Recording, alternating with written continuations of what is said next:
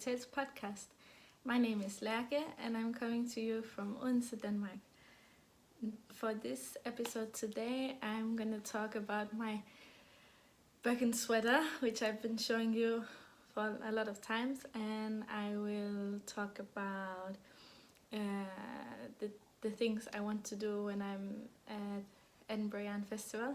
I'm leaving tomorrow, so it's soon, and I have a little giveaway coming up, and also I wanted to talk a little bit about a topic that's I've been noticing on the different podcast, and that is the famous Danish word hygge.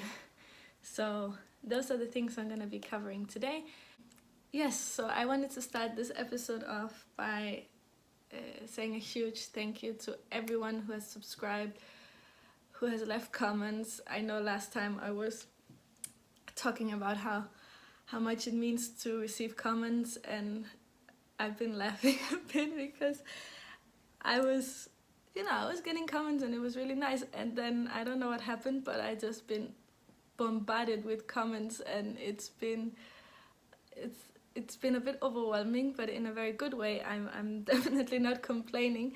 I guess from what I can see, I think YouTube started to suggest me in the videos.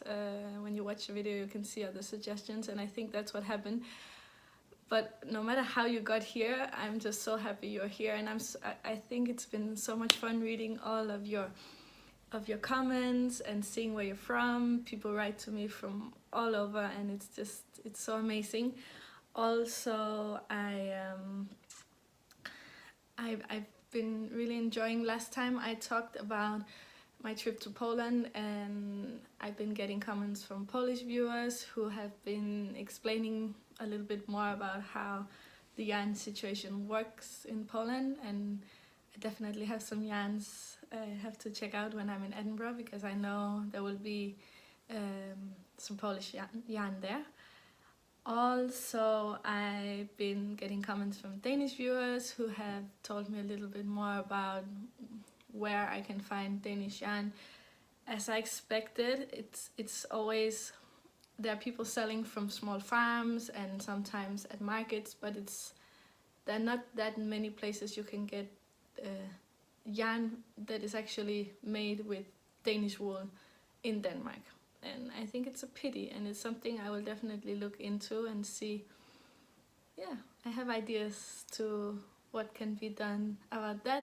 And so, as a way to say thank you for also in the Ravelry group, I've been getting so many nice comments in the introduction thread, and people introducing themselves, and it's just, I think it's very nice. I feel like this little community is growing, and I'm so happy. And so a way to say thank you, I decided to make a little giveaway, and I was thinking about what to give away, because I could give away a pattern, but I still don't have that many patterns, and not all my patterns are not in so many sizes, so I didn't want to give something away that not everybody could enjoy. And so I thought I would give away something that I've been making lately, and actually I have it over here, but since it's not completely finished, I will show you this one first, and then I will show you a finished version. So this is a project bag that my camera fell down again. I get so scared every time it happens because it's my phone and I'm so afraid it will crack the screen. And now I totally lost my train of thought. Yes, I was talking to you about the giveaway, and that I want to give away one of these little project bags that I'm making. It's a project bag with this beautiful fabric that has little moths on it, and I especially love this blue one. I think it's so pretty. Yeah, and the bottom is made of cork fabric, and I made it boxy so it can actually stand, and like a little little box. And inside, so there will be more. I will show you the finished, how it will look like when it's finished, but this will be the one that I'm giving away. And inside the project bag I have included 2 little mini skeins. And these are mini skeins that I dyed up myself, I think last spring. Last spring I was playing around with natural dyes a bit. So this one is dyed with indigo, Saxon indigo, and this one is dyed with, I think it's lac, but I'm not 100% sure. And so yeah, I played around with some natural dye last spring. I found out it was not for me, at least not in my current, the way I live right now, because it was just too much of a hassle. I had to bring out everything and then put everything back every time once I finished dyeing. So, but these 2 will go out to the winner of the giveaway, together with this little bag with these beautiful moths all over. This one is also very pretty. And I made the first project bag I made with this fabric. I made for myself, just as to test it out, and it's pretty full. It's a drawstring bag, so what I need to put on the other bag is the little I don't know how you say that in English, but where the drawstring goes through, and then just 2 strings. And I ran out of strings, so I cannot finish it until I have the I bought some new ones, and this was the first one I made, also with in the same way. So I thought that could be a nice little prize for a giveaway. I'm thinking I was thinking what you could comment in down below, and as in this episode I'm planning to talk a little bit more about hygge, so the Danish concept of hygge. I thought it would be interesting for all of you to write down what is for you, what is hygge. And I will talk more about it in the end of the episode, so if you're not sure what I mean by hygge or what it's all about, I will try to explain it from the Danish perspective. So if you watch the last bit, I will talk about it there. Today I'm sipping on some green mango tea. It's an organic tea from my favorite tea brand called Tante Tea. It's a shop in Copenhagen and they have a lot of tea, and you can also buy it online, and this one is really nice. I really like it. So onto the only project I'm gonna talk about in this episode, knitting related, and that is it's an AFO. I made up this term because it's an almost finished object, and I'm really annoyed that I didn't manage to finish it. I've been having some problems with the place I live, and so I needed to deal with some things, and that's the reason I didn't manage to finish it.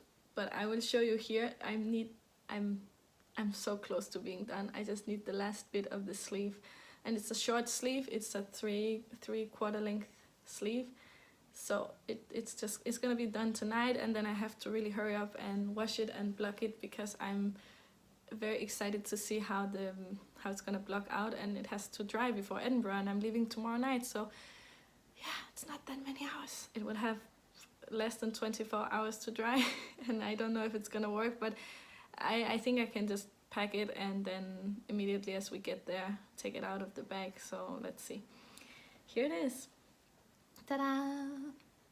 This is my Birkin sweater by Caitlin Hunter, also known as Boyland Knitworks on Instagram, and it's an absolutely beautiful pattern. Oh, okay, there you can see it.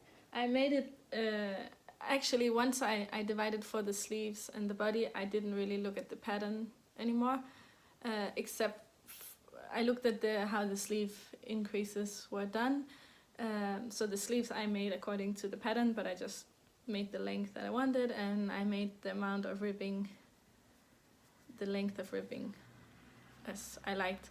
And the body I just did without, it's just a tube. I didn't do you're supposed to change needle sizes. I didn't do that, and also I made the ribbing a little bit shorter. But it's just so simple, and I didn't want to. I just wanted a simple sweater. And as you can see now, you can finally really see the base color. The light is a little bit, yeah.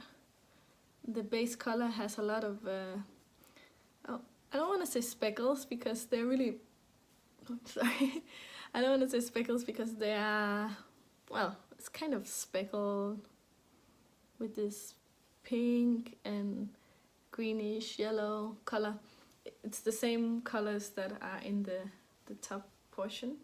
The yarn is EYF Yarn Co, which is a Canadian hand dyer, and she made this kit that you could buy on Etsy. So I will put a link to her Etsy shop, and I know she will have new kits out in April. So that's super exciting. You will be able to get your hands on a kit sometime in April, and I would recommend that you're gonna be looking at that update and ready to press buy once it's there, because it will probably, yeah, they will probably sell out really fast. I bought the size extra small, the kit for the size extra small, but since I'm making them, well, I think in the pattern they're actually also not full length sleeves, but anyway, I had enough yarn. I still have this much left, which is plenty for the sleeve, and then I have two little balls left. One that was from the body, so I didn't want to start using that one for the sleeve because it was too little, and the other one was from the other sleeve. So that's what I have left. I don't know how much it is in grams. I haven't weighted. You know, I haven't put it on a scale to check the size. It's not going well. What more do I want to say? Yes, I talked about the modifications that I did in the color work pad last time, and I'm really excited to see how this will work, because I don't know if you can see when I lay it like this. Can you see that it's kind of has a funny shape? It should be more rounded here, or at least normally a yoke sweater is a little more rounded when you fold it, and that's one of the things that I'm most nervous about with this sweater, is that it will, because it doesn't have any increases on the on a big on all the flower section here. I'm afraid it will sit a little bit like a tube on me. I talked about this before. Other people have mentioned that they had this problem, but I hope it will stretch out once I block it. And the whole colorwork section is, I knit colorwork fairly loosely, so I think it's actually an advantage in this case. I hope it will just, I can actually stretch it quite a bit, and I hope with the blocking it will grow. I will try it on in a moment and show you what it looks like. So here it is, and I'm just really excited to see. I'm gonna bring it with me, as I said, to Edinburgh. Oh, that's the bag actually. So here you have it on. As you can see, the sleeves go just to below my elbow, and I really like the length. I think I hit the perfect length for me. As it hasn't been washed, you will see a little bit of, it's not so even. And this is the other sleeve, and I'm constantly stabbing myself with the needles, and I just need a little bit more. This is what I already noticed that is happening a bit. Can you see?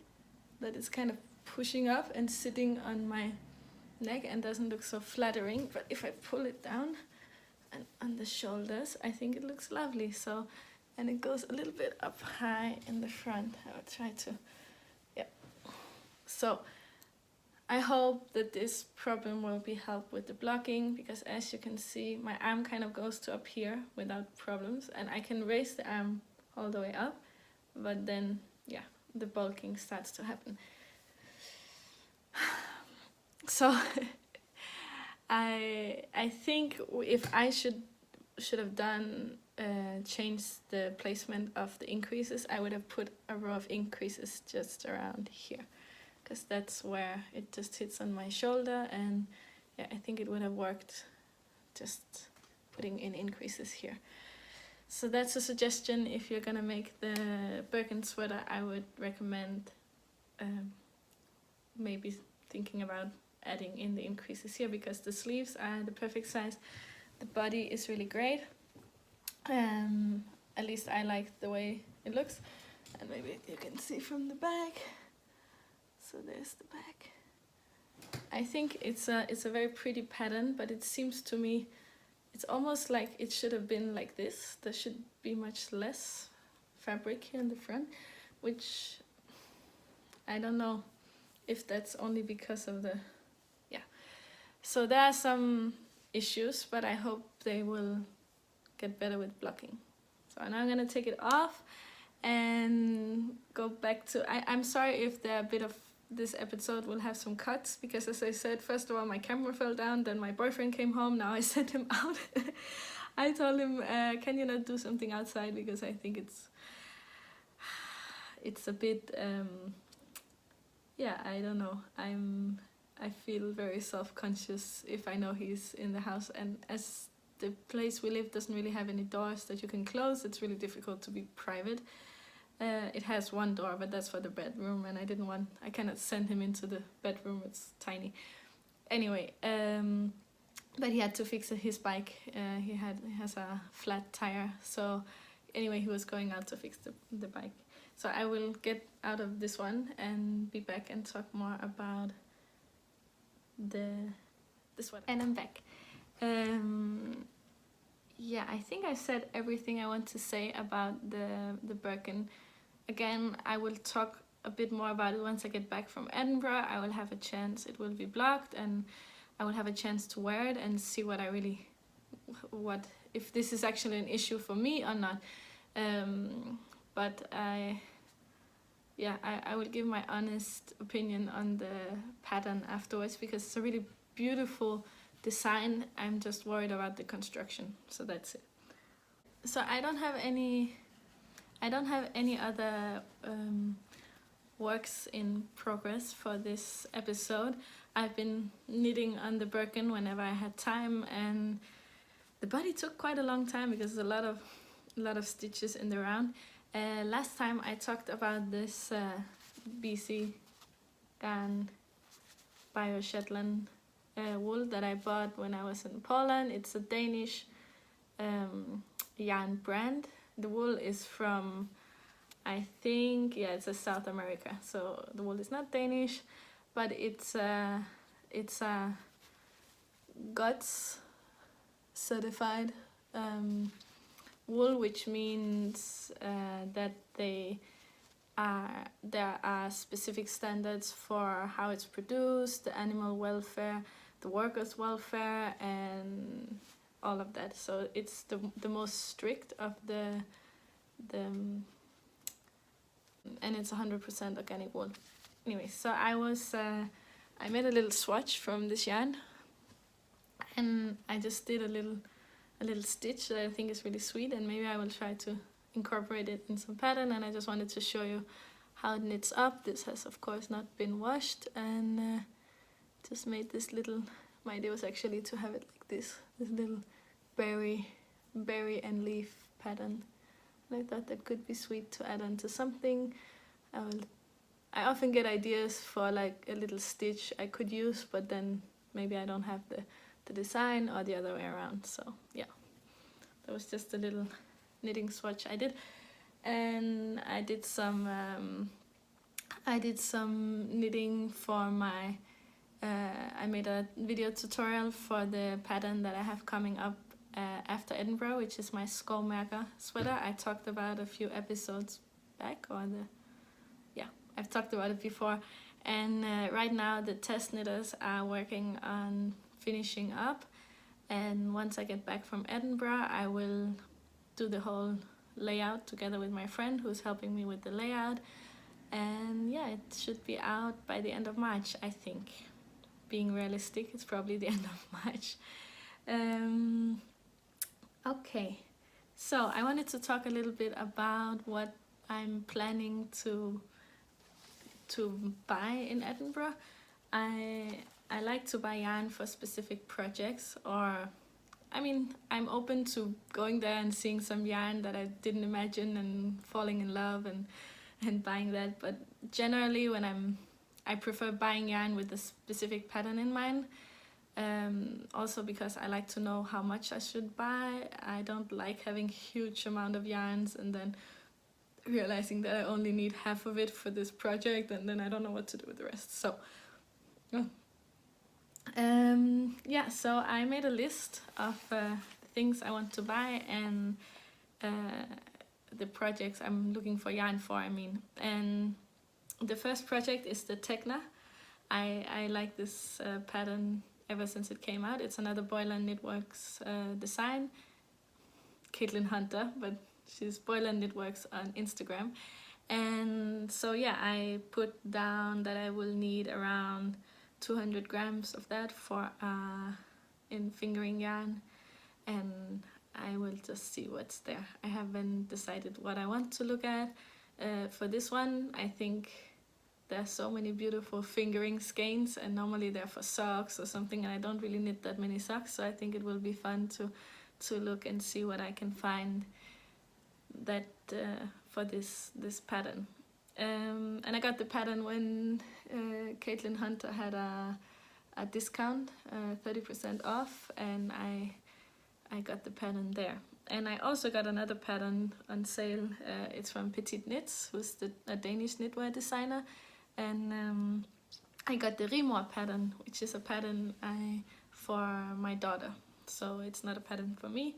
It's this very sweet little summery t-shirt, kind of t-shirt sweater with the eyelet pattern. I will insert a picture here. So as I talked about, I think in the last episode, I would like to make this oversized grandpa fit cardigan, which is called the Morginn. I'm not sure how you pronounce that actually, but yeah, that's my take at pronouncing it. So I will be looking for yarn for this one. I might not get any if I don't find the right yarn, but again, I have it on my list. I also would really like to make this one from the Laine. This is the Laine magazine issue 4. I didn't say that. This beautiful magazine. I would like to make this stalactite. And I actually do have yarn I think I will use, but maybe I will use it for something else. I do have a sweater quantity of Gilead by Dererum Natura. And I just need the contrast color, something for the contrast color. But if I can't find it, maybe I will just buy enough yarn to make the sweater and save the other yarn for another project. I would also like to make the Siri cardigan, which is a Swedish design. I think you've probably all seen it. It's a design that has this beautiful yoke, textured yoke, and a lot of people are making it now, and it's been on my list forever, so I would like to try to find some really nice yarn for that pattern. That's worsted weight I will need. And also for the stalactite, I would need to find something worsted, and the same for the Morginn. So I have different sweaters where I would like to find something worsted for it. I would like to look for some yarn for some colorwork mitts. Again, like everybody else, I'm dreaming of knitting up some colorwork mitts, and I would just like to see what I can find that inspires me. I also have a plan that is looking for yarn for different design ideas and be inspired by the beautiful yarn I will see there. But that is a little more open, and I haven't written down really anything, so I will just have to wait and see when I get there. I'm definitely looking forward to get my hands on some blacker yarns. I'm looking forward to see the La Bien Amie, which everyone is talking about. I guess the hype is building up, right? And everybody wants to see the same things. And there are a bunch of other yarn brands that I'm really interested in seeing. I won't be buying anything I can get here in Denmark, that's for sure. I just really want to see and feel yarn that I cannot often see where I live. And also I am really interested in maybe seeing some yarn and not buying it, but just getting a feel of it, what it feels like, and then later I can check it out online in case there's something I really like. So that was the plan for Edinburgh, what I want to look at. It's not that long, the list. I mean, it's long-ish, but I don't think I would buy everything. Yeah, I'm just really excited. I've never been to a yarn festival, so this will be my first yarn festival, and I'm trying not to plan too much. I just really want to go there and just enjoy it and be open to what will be there and just take it all in. And yeah, so that's my plan. My plan is not to have the biggest plan for what I'm gonna do. I do have some plans though, as I'm going with a friend. I'm going with one of my best knitting buddies who's living just nearby, and we have planned a few things, and we really want to go and see the city as well, not be at the festival all the time. And we will have another friend who will join us just for the weekend. So we're leaving on Wednesday and we go home on Sunday, and my other friend will come for the weekend. We didn't manage to get tickets for the big knit night, so instead we're going to the knit night at Aqua, and we're going, I think there were you could come at 2 different times or sign up for 2 different times, and we signed up for the last one.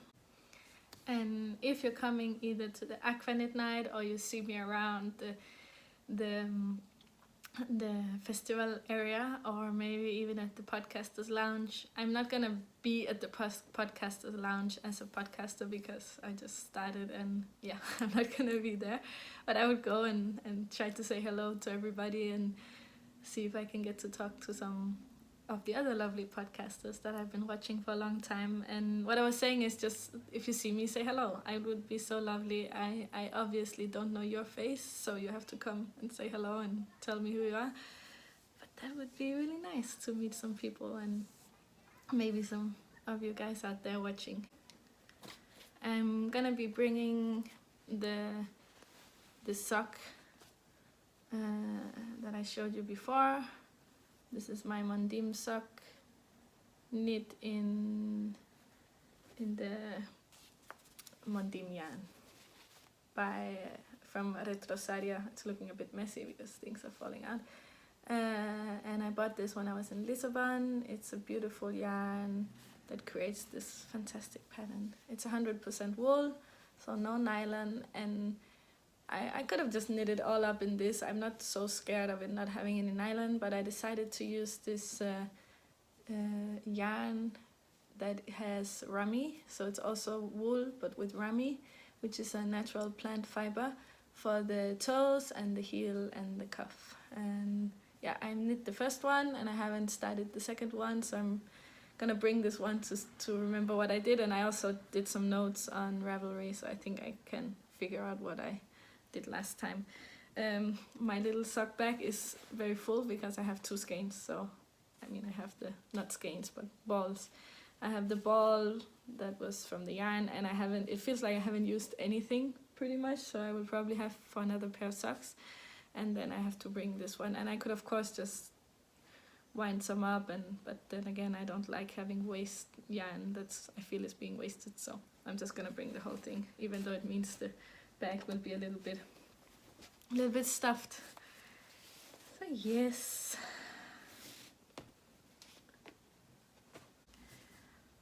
Okay, so let's talk about hygge.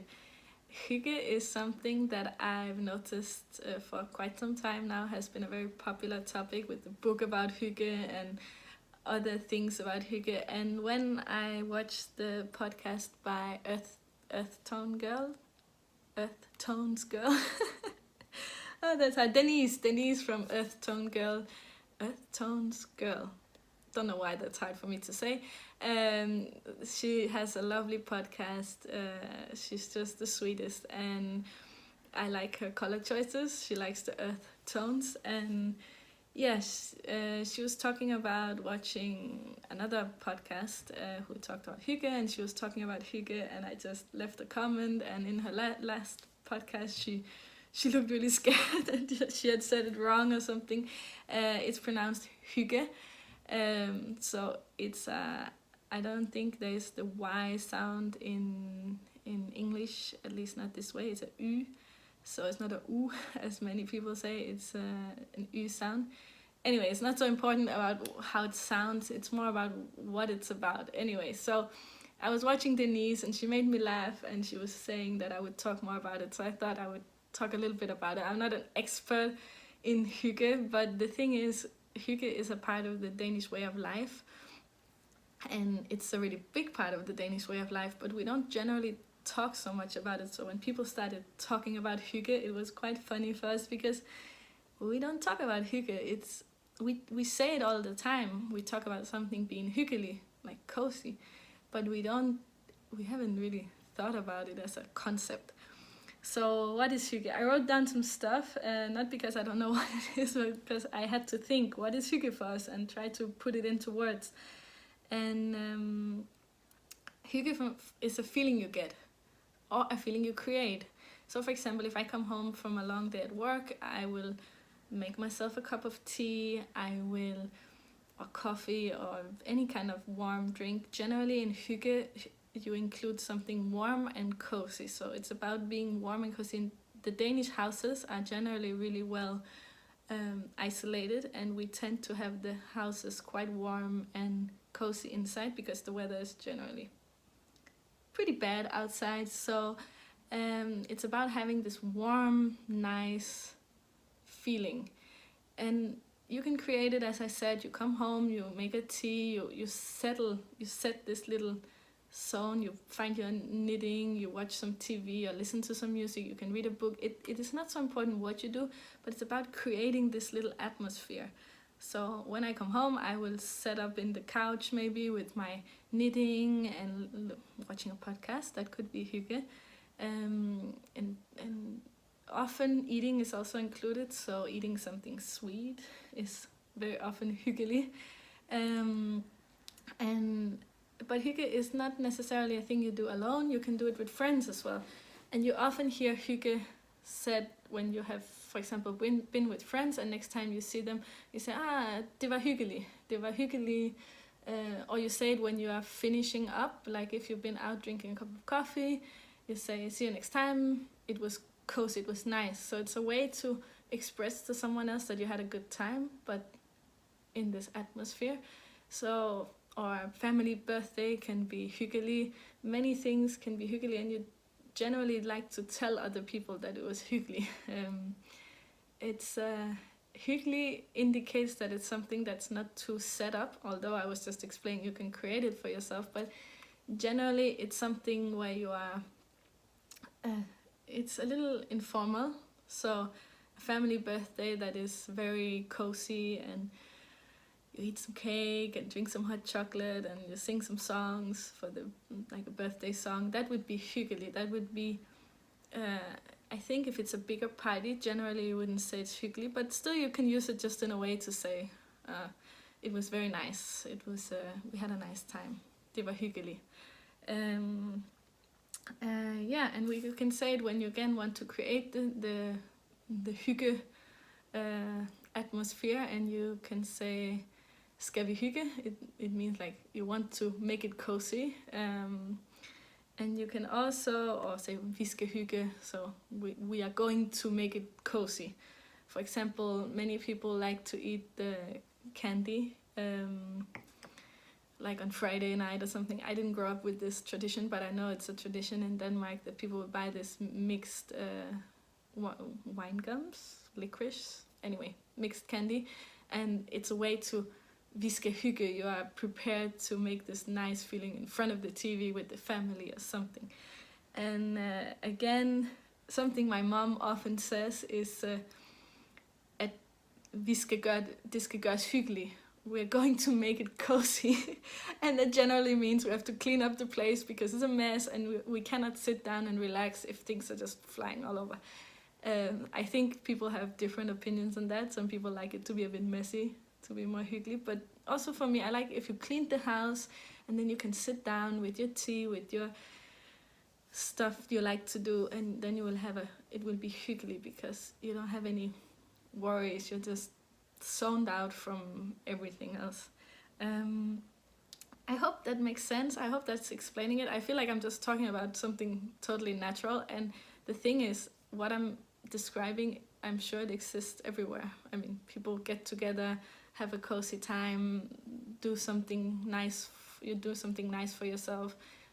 But the thing is, we just have a word for it, and we use this word a lot, and we talk a lot about making a situation that is hygge. And yeah, I think that's what it's all about.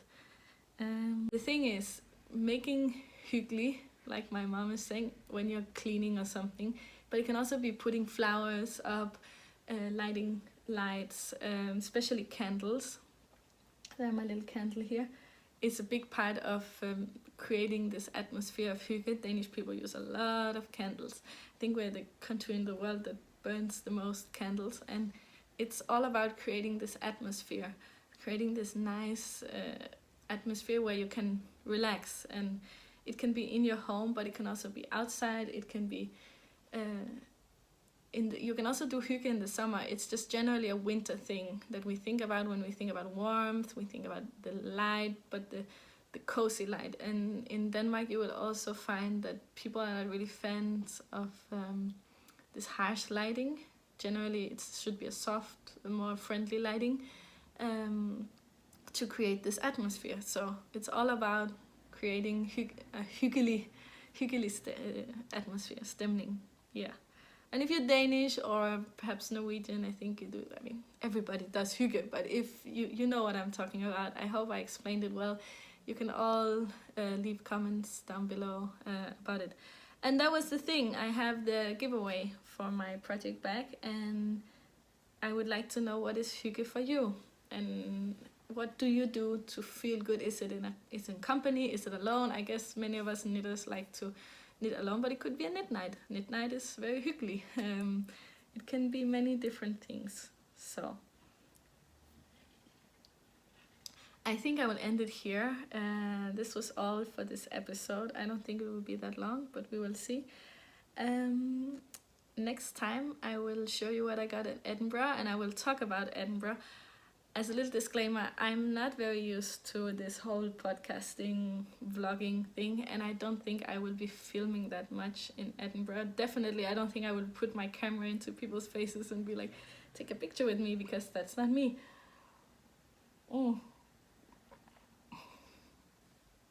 Happens every time, because I'm drinking the tea with loose leaves. Yeah, so I'm not the person who is, I don't like to, again, I think that's a very Danish thing, that you don't want to cross people's personal space. So yeah, vlogging probably won't be that much. Maybe I will try to get some footage of the area and some yarn and outside in Edinburgh, but don't expect a lot of meeting other podcasters or something, because I don't think that will happen. And when I get home, I will talk more about my next sweater design that's coming up. As I said, it's coming up in the end of March. And just to finish off, there is the Ravelry group where I'm hosting a knit along together with Ida from Volapük. And yeah, this knit along is called Knit Dansk Cal, and it's all about getting to know Danish yarn brands and Danish designers. I included a list in the chatter thread where I put the Danish brands I know, and some people have mentioned some other ones that I still haven't included, so I'm sorry about that. I've been a little slow answering comments, and that has been simply because I've been getting so many comments since I started, since my last episode, and I'm trying to get on top of it.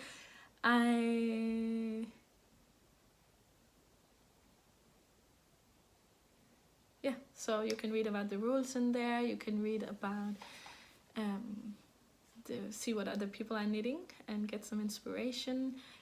I talked a little bit about it, but again, most of the yarn brands I've mentioned are not using Danish wool.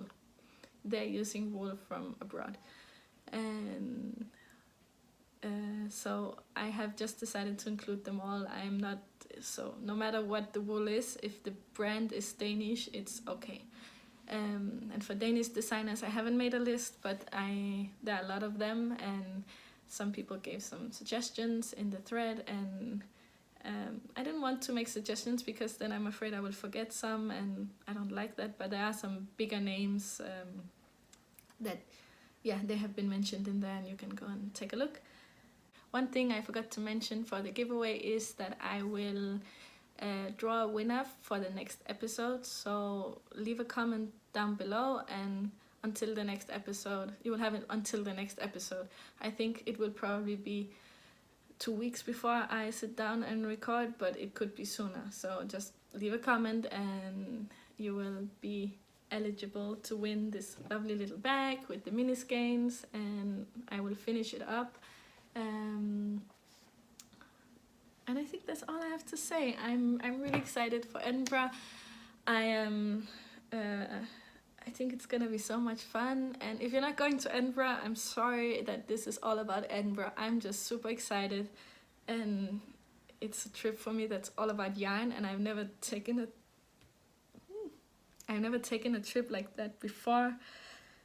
I'm excited to be spending time with two of my best knitting friends, because I have a 2.5-year-old, and I haven't traveled on my own since she was born. I used to travel a lot on my own, then I met my boyfriend, then we traveled together.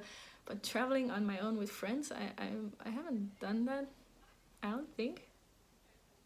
No, I have. Yeah, I've done that before, but a long time ago, and in this way I've never done it. So it's just super exciting. I'm really excited to be going.